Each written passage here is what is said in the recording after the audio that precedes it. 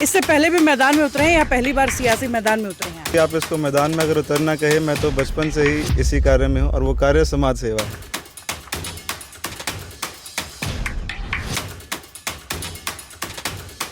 वैसे हल्के की जनता के बीच में गए हैं आप, तो किस तरीके का रिव्यू उनकी तरफ से मिल रहा है? चाहे वो बड़े बुजुर्ग से लेकर के उस स्कूल जाने वाले बच्चे तक, अगर एक आवाज़ सुनने को मिल रही है वो ये है कि हमें तो वो अपना रखवाला, अपना सेवक, अपना कैप्टन साहब वापस लाना है।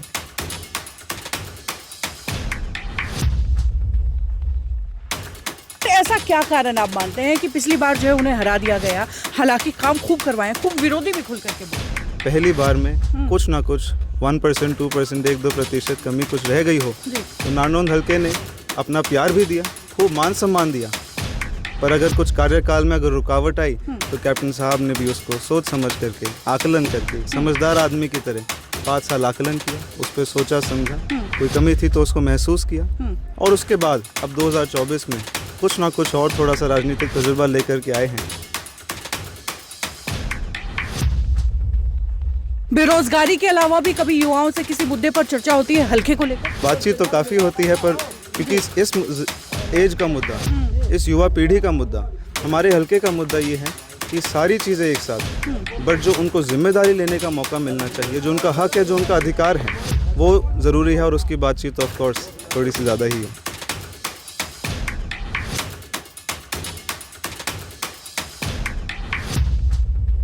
कहीं ना कहीं मुश्किल होता होगा क्योंकि बड़े घराने के बेटे हैं, अच्छी खासी लग्जरी लाइफ छोड़ करके यू सारा दिन पसीने भर में खड़े रहना, लोगों की भीड़ में कहीं ना कहीं मुश्किल तो होती होगी, थोड़ा सा तो परेशानी होती होगी। नारनौंद तो मेरा घर है, खांडा खेड़ी गांव मेरा घर है। जी जी। यहीं पे पैदा हुआ था, यहीं पे आगे बढ़ना है, यहीं पे भगवान करे तो जिंदगी भी गुजारनी है। तो इस चीज़ में मेरे सिवा किसी और को कोई बात हो तो मैं क्लियर कर दूं कि मैं तो बहुत आनंद ले रहा हूँ अपने भाईचारे से जुड़कर मिलकर।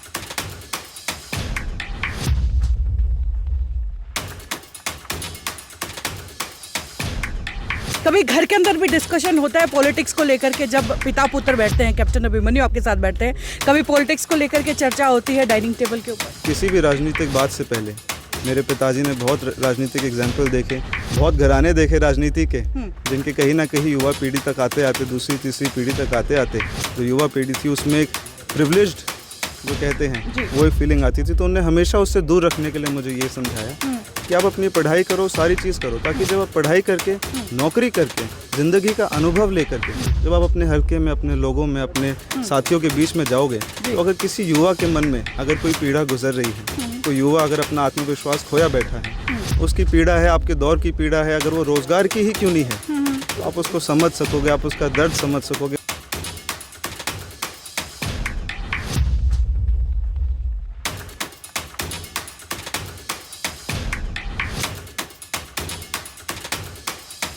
नमस्कार, मैं हूं अंकिता सिंह और आप देख रहे हैं सिटी बिग न्यूज। भाई, हरियाणा के अंदर चुनाव में उल्टी गिनती शुरू हो गई है, कुछ ही दिन बाकी है और ऐसे में सियासी जो है मैदान के ऊपर भागदौड़ भी तेज हो गई है।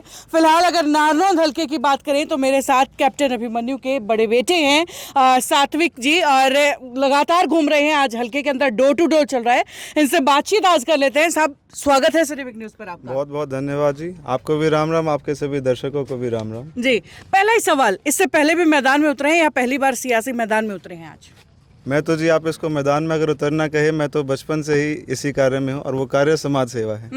मेरे पिताजी, मेरे दादाजी के संस्कार है, उनसे भी पहले पूर्वजों के भी यही हैं जी, कि बचपन से लेके जब तक शरीर में सांस है और बॉडी में खून है, जब तक रगों में लहू है, तब तक हमें समाज सेवा करनी है। तो मैं उसी चक्कर में आया हूँ और मेरे भाइयों का साथ मुझे मिल रहा है, मुझे इससे बढ़कर क्या चाहिए। बिल्कुल। वैसे हल्के की जनता के बीच में गए हैं आप, न सिर्फ नौजवानों के बीच में बल्कि जो बुजुर्ग हैं या बुजुर्ग महिलाएं हैं उनसे भी आप मिलते रहे हैं, तो किस तरीके का रिव्यू उनकी तरफ से मिल रहा है? उनकी जो है क्या कुछ उम्मीदें आपसे जुड़ी आपको लग रही हैं?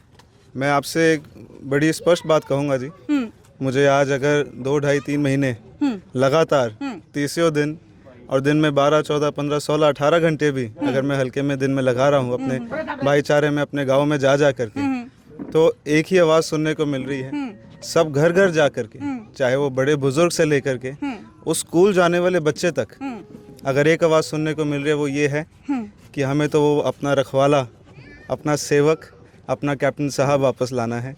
हमें तो उन्हीं को जिनने अपने सपने को हमारे सपने से जोड़ लिया, हमारे सपने को अपने सपने से जोड़ लिया और हमारी रखवाली करेगा, हमारा विकास करेगा और अगली पीढ़ी तक का विकास करेगा। हमें तो उनको वापस लाना है। क्या बात है, गजब की ट्रेनिंग मिली है कैप्टन साहब से। तो मेरे ख्याल से घर पे बिठा के सिखाया जाता है क्या? क्योंकि देखिए जो खून है वो बोल रहा है, वो साफ साफ जो उनके गुण है वो बोलने में आपके भी यूं के यूं दिख रहे हैं।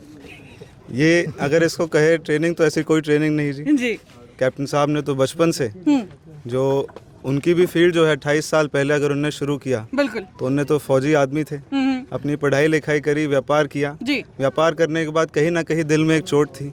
दिल में ये चोट थी कि मैं पैदा यहाँ हुआ नारनौल में, यहाँ पढ़ाई लिखाई करी, उसके बाद भी रोहतक जाने के बाद भी चाहे फौज में गया, व्यापार भी किया, जी। पर समय समय पर किसी त्योहार में, किसी सुख दुख में, अपने पूरे हल्के में आना जाना, रिश्तेदारियों में जब बना करके रखा और फिर ये महसूस हुआ कि अगर मैं जिंदगी में इस गति को पकड़ सकता हूँ तो ऐसा क्यों है कि मेरे सामने जो हिसार जैसे शहर, रोहतक जैसे शहर, गुड़गांव जैसे शहर जो पिछले 20, 25, 30 सालों में ही बने हैं, तो मेरे हल्के में ऐसा क्या नहीं है। और समझ में आया कि यहाँ पे होनहार युवा भी हैं, यहाँ पे काबिल युवा भी हैं, और यहाँ की धरती में ही कुछ बात है कि लोग मेहनत भी थोड़ी ज़्यादा ही करते हैं। बिल्कुल। तो फिर ऐसा क्यों हुआ कि हम यहाँ से विधायक बना बना के भेजते रहे, पर किसी ने हमारा ख्याल नहीं रखा। वो उस दौड़ में लगे थे और उसी में मैं लगा हूँ कि उनका सपना है, हल्के का सपना है, तो सेवा जिस तरह हो सके, जब तक हो सके तब तक करेंगे। क्या बात है। वैसे देखिए, सेवा की बात कीजिए या कामों की बात कीजिए, चाहे आपके समर्थक हों या विरोधी हों, खुल करके इस बात को बोलते हैं कि कैप्टन साहब ने जितने काम करवाए शायद ही हल्के के अंदर कोई करवा पाया है। लेकिन फिर ऐसा क्या कारण आप मानते हैं कि पिछली बार जो है उन्हें हरा दिया गया, हालांकि काम खूब करवाए, खूब विरोधी भी खुल करके बोलते हैं?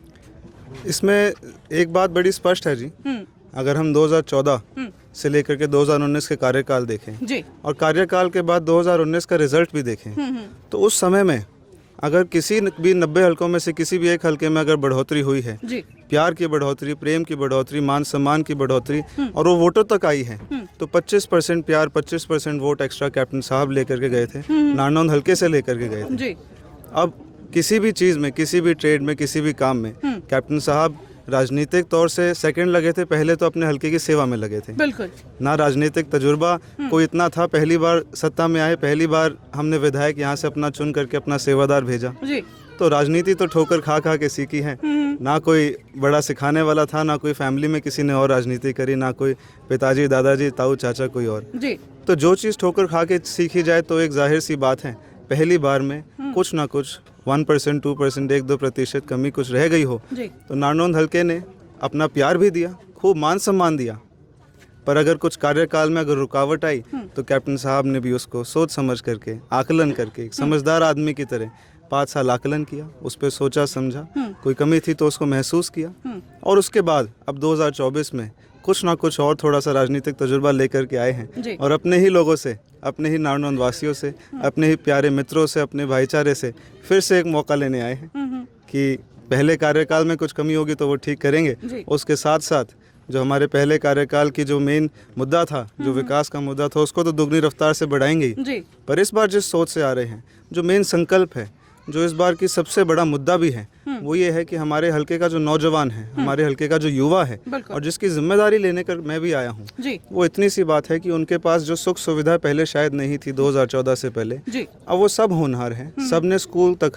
कॉलेज तक, ITI तक के काम देख लिए हैं, सब काबिल हैं और सब जिम्मेदारी लेने को तैयार हैं। तो उनके आत्मविश्वास की बात है, उनके मान सम्मान की बात है, उनके अपने घर की जिम्मेदारी लेकर के दोनों कंधों पर घर का बोझ लेकर के आगे बढ़ने की बात है। और उसी मुद्दा को लेकर के कैप्टन साहब आ रहे हैं कि हमारे हल्के का हर एक नौजवान, हर एक मेरा बहन, मेरे भाई मेरी बहन, जिनके दोनों हाथों में काबिलियत है, उनके दोनों हाथों को इस बार काम देना, उनको ज़िंदगी में मौका देना, ताकि वो अपने घर की परवरिश उसी तरह कर सके जैसे उनके बड़ों ने उनकी परवरिश करी है, इसलिए आ रही है। युवाओं का जिक्र आपने किया, आने वाले हिंदुस्तान का भविष्य है, बेरोजगारी के अलावा भी कभी युवाओं से किसी मुद्दे पर चर्चा होती है हल्के को लेकर? आपको सही बात बताओ तो हमारी तो मेरे युवा भाइयों से, बहनों से जिस दिन से, पहले दिन से आया हूँ, मैं सिर्फ और सिर्फ अपने बड़ों का आशीर्वाद लेने, मेरे बड़े बुजुर्ग, गाँव के मेरे पिताजी के पुराने साथी, उनके मित्र, उनका भाईचारा, उनका परिवार, उनका संगठन, उनका वर्कर, उनका साथ का कार्यकर्ता, उनका आशीर्वाद लेने। बट जो मेन मुद्दा है वो जागरूक करने मेरे युवा साथियों को। तो उनसे बातचीत की बात है तो हम तो पिछले 3 महीने में इतना भाईचारा मिला, इतना जोड़ा, इतनी बातचीत हुई कि हम तो सुबह से लेकर शाम तक, रात भर से लेकर सुबह तक वापसी, हम कई मुद्दों पे डिस्कशन करते हैं, कई मुद्दों पे मेरे भाईचारे से बातचीत होती है। और मैं तो सुख दुख का साथी बनने, अपने भाईचारे को जोड़ने के लिए और जोड़ करके कंधे से कंधा आगे बढ़ा करके चलने के लिए, अपने ही नहीं अपने भाइयों के, अपने बहनों के लक्ष्य तक पहुंचने के लिए, उनको सपनों की सेवा करने के लिए आया हूं। तो बातचीत तो काफ़ी होती है, पर क्योंकि इस एज का मुद्दा, इस युवा पीढ़ी का मुद्दा, हमारे हल्के का मुद्दा ये है कि सारी चीज़ें एक साथ, बट जो उनको जिम्मेदारी लेने का मौका मिलना चाहिए, जो उनका हक है, जो उनका अधिकार है, वो ज़रूरी है। और उसकी बातचीत ऑफ कोर्स थोड़ी सी ज़्यादा ही है। बिल्कुल, कंधे से कंधा मिलाकर चलने की बात आपने कही, या कई कई घंटों तक मैदान में रहने की बात आपने की, तो कहीं ना कहीं मुश्किल होता होगा, क्योंकि बड़े घराने के बेटे हैं, अच्छी खासी लग्जरी लाइफ छोड़ करके यूँ सारा दिन पसीने भर में खड़े रहना, लोगों की भीड़ में, कहीं ना कहीं मुश्किल तो होती होगी, थोड़ा सा तो परेशानी होती होगी। ये कंसर्न, मैं आपको सही बात बताऊंगा, ये कंसर्न मेरे सिवा सबको रहा है जी।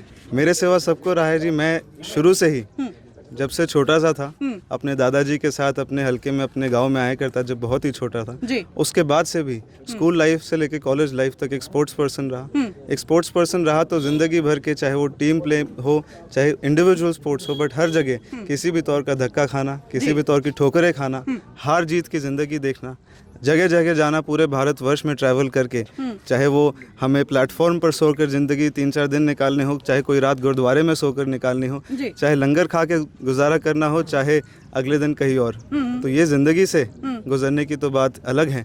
पर ये तो मेरा घर है, नारनौल तो मेरा घर है, खांडा खेड़ी गाँव मेरा घर है। जी जी। यहीं पे पैदा हुआ था, यहीं पे आगे बढ़ना है, यहीं पे भगवान करे तो ज़िंदगी भी गुजारनी है। तो इस चीज़ में मेरे सिवा किसी और को कोई बात हो तो मैं क्लियर कर दूं कि मैं तो बहुत आनंद ले रहा हूँ अपने भाईचारे से जुड़कर, मिलकर। तो मुझे इसमें कोई बात नहीं। एक चीज़ और, एक सवाल जो है, पर्सनल सवाल है, कभी घर के अंदर भी डिस्कशन होता है पॉलिटिक्स को लेकर के? जब पिता पुत्र बैठते हैं, कैप्टन अभिमन्यु आपके साथ बैठते हैं, कभी पॉलिटिक्स को लेकर के चर्चा होती है डाइनिंग टेबल के ऊपर?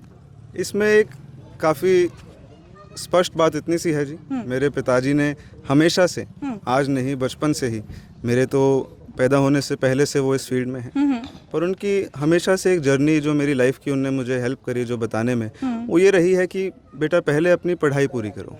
पढ़ाई पूरी करने के साथ साथ मैंने 2021 में पढ़ाई पूरी की, तो पढ़ाई पूरी करने के बाद भी जो उनका मेरे लिए आदेश था और मेरा अपने लिए संकल्प मकसद था, वो ये था कि मैं कहीं ना कहीं अपने बल पर आगे बढ़ के, ठोकरें खा करके नौकरी करूंगा। तो मैंने 2 साल नौकरी भी करी, गुड़गांव में कंसल्टिंग कंपनी में काम भी किया। उस काम में मैंने 365 दिन काम करके साल में 4 दिन की छुट्टी मिलती थी, वो काम भी किया। सुबह 7:30-8 बजे घर से निकलते थे, रात को कभी 10 भी बजते थे वापसी आने में। तो वो समय भी देखा। तो हमेशा से एक मकसद था कि जब अपनी जिम्मेदारी खुद ले पाऊंगा, जब अपने जिम्मेदारी खुद लेकर के जीवन में एक सेल्फ कॉन्फिडेंस बन पाएगा, आत्मविश्वास बन पाएगा कि कभी भी किसी भी परिस्थिति से गुजरना पड़े तो अपनी जिम्मेदारी लेने के काबिल बनूंगा। एक मकसद ये था। दूसरा मकसद जो इससे जुड़ा हुआ था कि किसी भी राजनीतिक बात से पहले, मेरे पिताजी ने बहुत राजनीतिक एग्जाम्पल देखे, बहुत घराने देखे राजनीति के, जिनके कहीं ना कहीं युवा पीढ़ी तक आते आते, दूसरी तीसरी पीढ़ी तक आते आते जो युवा पीढ़ी थी उसमें एक प्रिविलेज्ड जो कहते हैं वो एक फीलिंग आती थी। तो उन्होंने हमेशा उससे दूर रखने के लिए मुझे ये समझाया कि आप अपनी पढ़ाई करो, सारी चीज़ करो, ताकि जब आप पढ़ाई करके, नौकरी करके, ज़िंदगी का अनुभव ले करके जब आप अपने हल्के में, अपने लोगों में, अपने साथियों के बीच में जाओगे, तो अगर किसी युवा के मन में अगर कोई पीड़ा गुजर रही है, कोई युवा अगर अपना आत्मविश्वास खोया बैठा है, उसकी पीड़ा है, आपके दौर की पीड़ा है, अगर वो रोज़गार की ही क्यों नहीं है, तो आप उसको समझ सकोगे, आप उसका दर्द समझ सकोगे, वो जो मेहनत कर रहा है आप उसको समझकर उसका हल कर सकोगे, उसके साथ उसके लक्ष्य को प्राप्त करने की मेहनत कर सकोगे। बिल्कुल। चलिए, बहुत बहुत शुक्रिया आपका हमारे साथ जुड़ने के लिए। बहुत बहुत शुक्रिया। तो ये है मेरे साथ सात्विक सिंधु, आज जो है नारनौल हल्के के अंदर लगातार गांव पूरे गांव में घूम रहे हैं, डोर टू डोर करते हुए नजर आ रहे हैं, और साथ ही देख सकते हैं कि समर्थक जो है इनके साथ चल रहे हैं और कहीं ना कहीं अहम भूमिका निभा रहे हैं आगामी विधानसभा चुनाव को लेकर के। खैर, तस्वीरें लगातार यूं ही दिखाती रहूंगी, जुड़े रहिएगा सिटी बिग न्यूज़ के साथ। नमस्कार, आपका भी एक बार फिर से बहुत बहुत धन्यवाद। थैंक यू सो मच, धन्यवाद जी।